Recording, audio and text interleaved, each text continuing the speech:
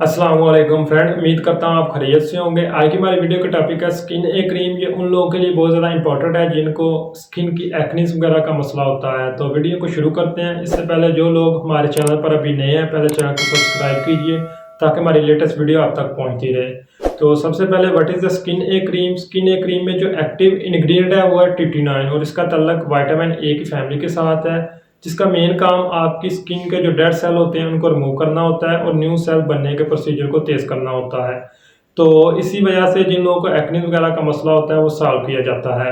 अब बात करते हैं स्किन ए क्रीम के यूजेस की। इसको मोस्टली डर्माटोलॉजिस्ट मुख्तलिफ किस्म की जो एक्नीज की कंप्लेंट्स होती हैं उनमें प्रिस्क्राइब करते हैं। इसके साथ अगर किसी को पिंपल वगैरह का मसला है तो उसमें भी इस्तेमाल किया जाता है।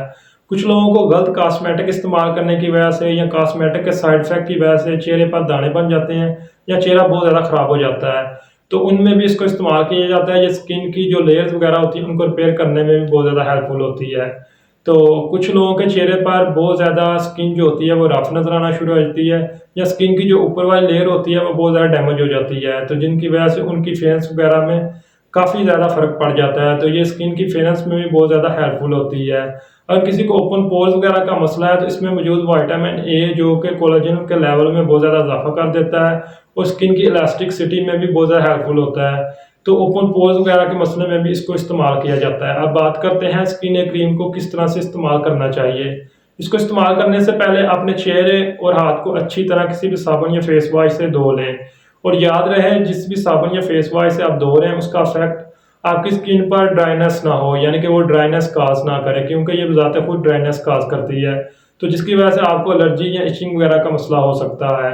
तो इसकी जो थिन लेयर होती है वो अफेक्टेड एरिया पर अप्लाई करें और मसाज मत करें, बिल्कुल उंगलियों के साथ जज़ब करवाएं।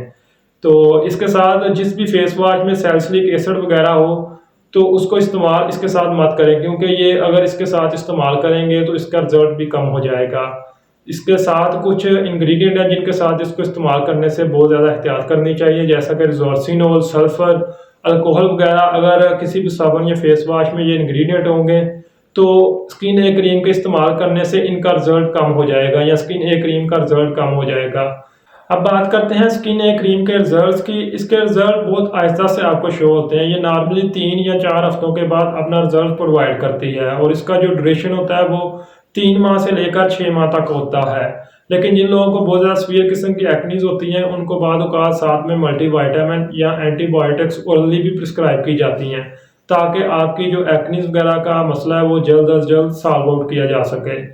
अब बात करते हैं स्किन ए क्रीम के साइड इफेक्ट की। ये जिस जगह पर आप अप्लाई कर रहे हैं वहाँ पर इचिंग हो सकती है, बर्निंग सेंसेशन फील हो सकती है, ड्राइनेस काज कर सकती है, क्रस्टेड बनना शुरू हो सकते हैं और कुछ लोगों को इसके इस्तेमाल से एलर्जी वगैरह भी हो सकती है।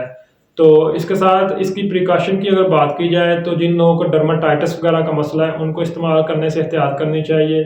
किसी को स्किन ए क्रीम के इंग्रेडिएंट से एलर्जी वगैरह है तो उनको भी इस्तेमाल करने से पहले अपने डॉक्टर से मशवरा कर लेना चाहिए। उम्मीद करता हूँ आज की वीडियो आपको पसंद आई होगी। वीडियो को लाइक कीजिए। शुक्रिया।